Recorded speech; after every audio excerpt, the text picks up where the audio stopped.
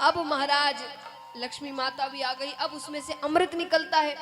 अमृत निकलता है तो दैत्य देवता युद्ध करने लग जाते हैं। तब ठाकुर जी ने मोहिनी रूप ग्रहण किया। इतने सुंदर लग रहे हैं ठाकुर जी, साक्षात सुंदरता ही मानो उनका रूप लेकर बैठी है, इतने सुंदर। अब जो दैत्य है वो कामी है। ठाकुर जी को देखकर तो सारा अमृत वो भूल गए, उनके पीछे लग गए।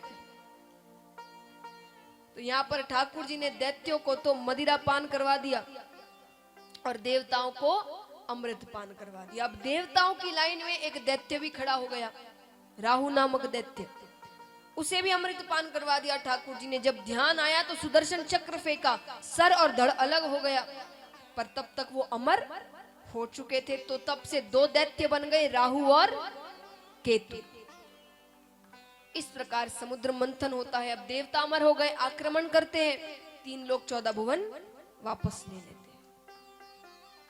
अब राजा परीक्षित पूछते, महाराज तो यहाँ पर दैत्य शांत बैठ गए, हार गए वे। बोले शांत नहीं बैठे, उन्होंने अब ऐसा कार्य किया जिसका कोई तोड़ नहीं था। अब दैत्यों ने धर्म का कवच पहन लिया। दैत्य दान करने लगे, पूजा पाठ करने लगे, यज्ञ करने लगे, ब्रह्मचर्य का पालन करने लगे, सत्य की राह पर चलने लगे। महाराज वामन अवतार में ठाकुर जी ने राजा बलि को मारा नहीं, कंस की हत्या करी, रावण की हत्या करी, हिरण्यकश्यपु की हत्या करी, हिरण्याक्ष की हत्या करी, पर राजा बलि की हत्या नहीं करी। क्यों नहीं करी? क्योंकि वे मार नहीं सकते थे, उसने कोई पाप ही नहीं किए थे, उसने धर्म का कवच पहन कर रखा था, इसलिए दान के माध्यम से उन्होंने सब कुछ लिया। तो यहां पर दैत्यों को धर्म का कवच पहनाया गया, राजा बलि को दैत्यों का राजा बनाया गया। राजा परीक्षित ने कहा बलि को ही राजा क्यों बनाया गया, कितने ही दैत्य थे। तो महाराज वो कहते हैं, मैं इतिहास दोहराता हूं, अपने पिछले जन्म में बलि एक डकैत था, डाकू। जो गांव के बाहर रास्ते होते हैं ना, गुमनाम रास्ते, सुनसान रास्ते होते हैं, उसमें कुछ डाकू छिप कर बैठते कि आप रास्ते से जाओ तो आपकी गाड़ी को रोक के फिर आपको सब कुछ लूट लेते है ना। तो वैसे वो डकैत थे। एक बार उन्हें पता चला कि दूर किसी गांव में एक सेठ जी रहते हैं, तो वो जंगल के रास्ते से दूसरे गांव जाने वाले हैं और बहुत सा धन लेकर आने वाले हैं। इतना धन कि अगर वो डकैती कर ले तो उसे जिंदगी भर चोरी करने की जरूरत नहीं पड़ेगी।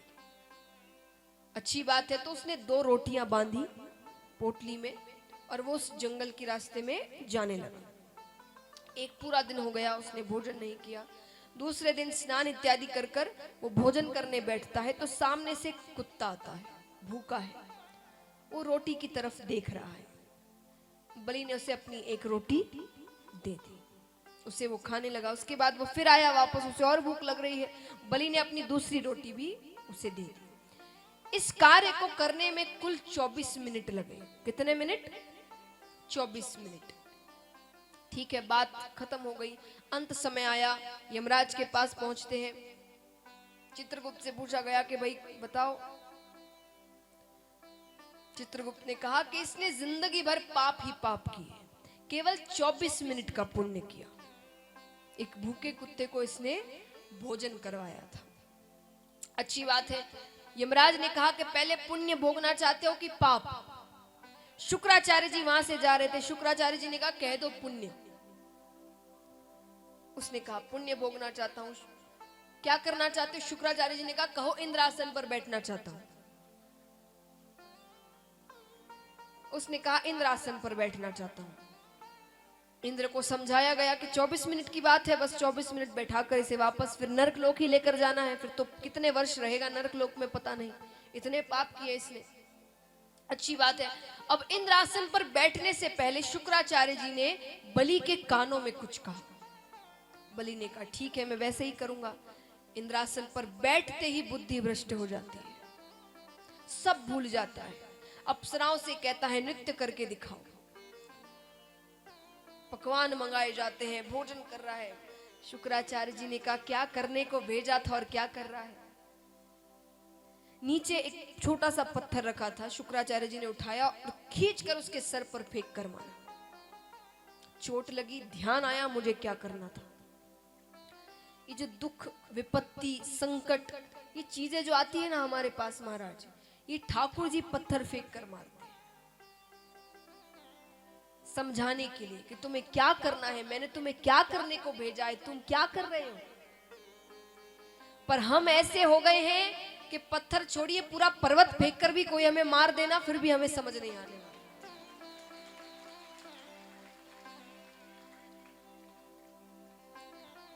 पर राजा बलि उस इतने से पत्थर से समझ गए, उन्हें याद आया मुझे क्या करना था। उन्होंने कहा गुरुजी तुरंत इधर आइए।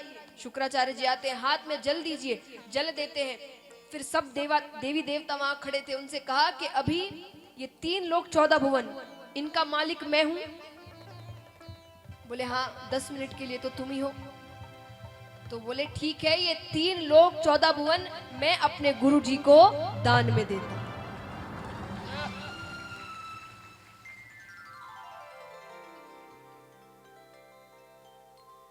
ठाकुर जी तक बात पहुंचती है, दौड़े दौड़े आते हैं, राजा बलि के सामने आकर खड़े होते हैं। ये क्या कर दिया, इंद्रासन दान में दे दिया।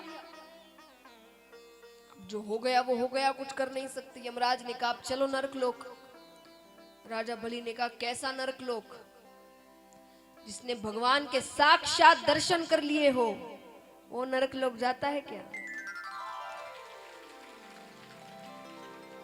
ठाकुर जी ने कहा ये है गुरु की महिमा।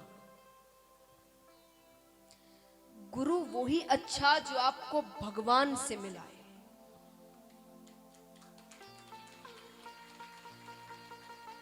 खुद को भगवान ना बनाए, आपको भगवान से जोड़े, भगवान से मिलाए, वो सच्चे गुरु है।